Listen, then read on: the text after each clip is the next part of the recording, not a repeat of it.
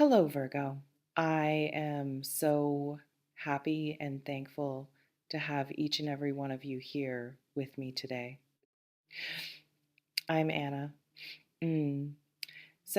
Okay, let's go ahead, call in spirit, open up this space, and see what it is your soul is meant to hear today. A space between what people say and what they mean. And in that space, in that gap, something lives, something unspoken, something that gets louder the longer it stays silent. And the interesting thing is how much of your energy goes into trying to decode that space, trying to translate silence into meaning, trying to read between lines that might not even exist.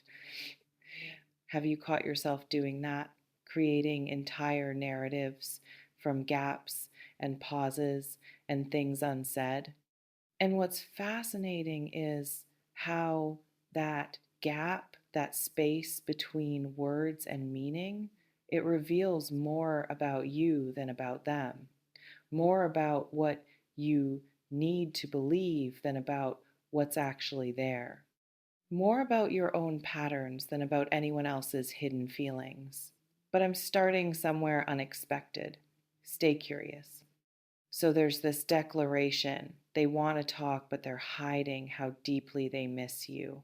And there's so much assumption built into that, assumption about what they want, assumption about what they're hiding, assumption about the depth of their missing, assumption about you being the object of that missing. But what if every single one of those assumptions is covering up something else entirely? Something that has nothing to do with them and everything to do with why you need this narrative to be true. My chest tightened just typing that.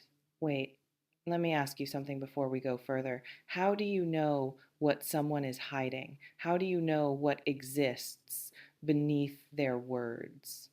How do you distinguish between what they're actually concealing and what you're projecting onto their silence? Sit with that. Really sit with it, because the answer might reveal something you've been avoiding about how much of this story is yours versus theirs. Does that question make something shift in your stomach? My hands are cold right now, like circulation stopped. Um, so let me approach this from an angle you might not expect. There's a human tendency to make other people's behavior about ourselves, to take their silence and fill it with meaning that centers us, to interpret their distance as proof of hidden depth rather than as just distance. And in that interpretation, in that meaning making, something gets bypassed: your own feelings, your own needs, your own reasons for wanting them to miss you deeply, to want to talk, to be hiding something profound. Because what if they're not hiding anything? What if their silence is just silence? What if their distance is just distance? What if you're the one filling the gap with missing and wanting and hiding because that narrative serves something in you? Can you feel the resistance to that possibility, that discomfort with the idea that maybe there's nothing hidden? My jaw clenched without me noticing. Wait, I need to be mysterious about this without giving everything away. There's something about wanting someone to miss you, to want to talk, to be hiding depth of feeling, that wanting. It's revealing, not about them, about you. It might be revealing that you miss them, that you want to talk, that you're hiding your own depth of feeling and the story you're telling about what they're hiding. It might just be a projection, a mirror, a way of externalizing what you're not willing to own internally. Have you considered that? That the depth you're attributing to them might actually be your own depth reflected back? Tell me in the comments if that lands differently than what you expected. My throat feels constricted, like I can't swallow. Um, so the they want to talk part, let me sit with that without being explicit. Wanting implies intention. It implies they're thinking about you, considering reaching out, feeling pulled toward communication. But how do you know that? What evidence exists beyond your interpretation of their behavior? Because humans are really good at seeing what they want to see, at finding evidence for beliefs they already hold, at interpreting ambiguous signals in ways that confirm existing narratives. And if you want to believe they want to talk, if you need that to be true, you'll find signs everywhere. You'll read meaning into coincidences. You'll interpret their social media activity as messages directed at you. You'll turn their presence and your awareness into evidence of their desire for contact. But what if it's not evidence? What if it's confirmation bias? What if you're seeing what you need to see rather than what's actually there? Does that possibility feel threatening? Like accepting it would mean giving up something you're not ready to release. My shoulders are tense, almost touching my ears. Wait, let me tell you something without revealing the whole mystery. There's a difference between someone wanting to talk to you and you wanting them to want to talk to you.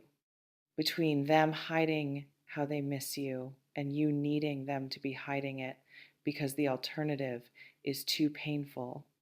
And that difference is it's everything. It's the difference between responding to reality and creating fantasy, between dealing with what is and avoiding what is by imagining what might be beneath it. And I'm not saying they don't want to talk. I'm not saying they don't miss you. I'm just pointing to the gap between knowing and needing to believe, between evidence and interpretation, between their actual experience and your projection of what you need their experience to be. Can you feel that gap, that space between what you know and what you're telling yourself? My chest feels heavy, like there's weight pressing down. Um, so the hiding part, let me be careful here. Hiding implies concealment. It implies there's something real beneath the surface that's being deliberately kept from view. And maybe that's true. Maybe they are hiding. Maybe there is depth they're not expressing. But maybe not. Maybe what you're experiencing as hiding is just not sharing. Maybe what feels like concealment is just privacy. Maybe what looks like depth being suppressed is just absence of depth altogether. And I know that's uncomfortable. I know it's easier to believe someone is hiding profound feeling than to accept they might just not be feeling profoundly. But which is actually true? And how would you know? Tell me in the comments if you've questioned this. If you've considered that maybe there's nothing being hidden because there's nothing there to hide. My hands just warmed slightly. Wait, I need to ask you something that might change everything. Why do you need them to miss you deeply? What does that give you? What does believing in their hidden longing provide that accepting their possible indifference doesn't? Because that need, that requirement that they be missing you, even if they're hiding it, that's not about them. That's about you, about your worth, about your impact, about whether you matter enough to be missed deeply. And tying your sense of mattering to whether someone else misses you, that's dangerous. That's putting your value in someone else's hands. That's making their feelings, hidden or expressed, the measure of your worth. Does that land? That connection between needing them to miss you and doubting your own value? My jaw just released and breathing is easier. Um, so here's what I'm sitting with mysteriously. Maybe they do want to talk. Maybe they are hiding how deeply they miss you. But even if that's true, even if it's not just your projection or interpretation or wishful thinking, So what? What does that information actually give you? What changes if they're hiding depth versus expressing it versus not feeling it at all? Does knowing they miss you deeply solve anything? Does it heal anything? Does it move you forward? Or does it just give you something new to obsess over? New questions to wonder about, new gaps to fill with meaning? Because information without transformation is just entertainment. It's just something to think about. It doesn't actually shift your experience unless you use it to shift yourself. And shifting yourself, that doesn't require any information about what they're hiding or wanting or feeling. That just requires willingness to look at your own patterns, your own needs, your own projections. Can you feel the difference between focusing on them and turning toward yourself? My throat opened and swallowing is easy now. Wait, let me be direct about something without explaining everything. End February love. There's specificity in that, a time frame, a deadline, an implication that something shifts or ends or changes as this month closes. But here's what I'm noticing. Why does love need an end date? Why does this need to be tied to a calendar? Why is there an expectation that something resolves or shifts or becomes clear just because a month ends? Maybe it's because waiting indefinitely feels impossible. Maybe it's because having a time frame makes the uncertainty more bearable. Maybe it's because believing something changes at the end of February gives you permission to stay stuck until then. But love doesn't work on calendars. Feelings don't shift because months end, and whatever's going to change or not change, it doesn't know. It's late February. It doesn't care about your time frame. Tell me in the comments if you've noticed this pattern, if you've given yourself deadlines before, if you've used calendar markers to justify waiting just a little longer. My shoulders dropped completely. Um, so here's what I can say without saying everything. Maybe they want to talk, maybe they don't. Maybe they're hiding depth. Maybe they're just distant. Maybe end of February means something. Maybe it's arbitrary. But here's what I know. While you're focused on what they might want or hide or feel, you're not focused on you, on what you want, on what you're hiding from yourself, on what you actually feel versus what you think you should feel. And that displacement, that externalization of attention, it keeps you stuck. It keeps you waiting. It keeps you in their story instead of your own. Because you have a story too. You have wants. You have hidden depths. You have things unsaid. And all that energy you're spending trying to decode them. What if you spent it decoding yourself? What would you discover? My chest feels completely open now. Wait, let me ask one more uncomfortable thing. If they did want to talk, if they did express how deeply they miss you, if they did reveal what you imagine they're hiding, would it change anything? Would you suddenly feel worthy? Would you suddenly feel secure? Would you suddenly stop needing external validation of your value? Or would you just find new things to question, new depths to wonder about, new gaps to fill with interpretation?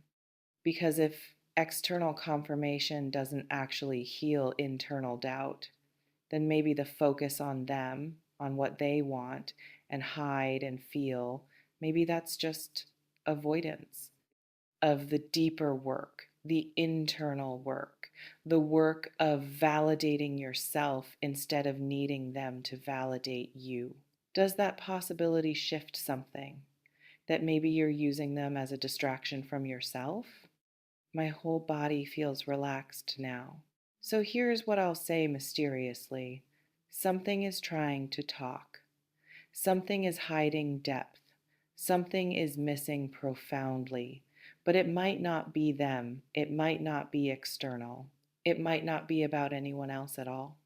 It might be parts of yourself trying to get your attention, parts you've been ignoring, depths you've been avoiding, missing pieces of your own wholeness that you've been projecting onto someone else's supposed longing.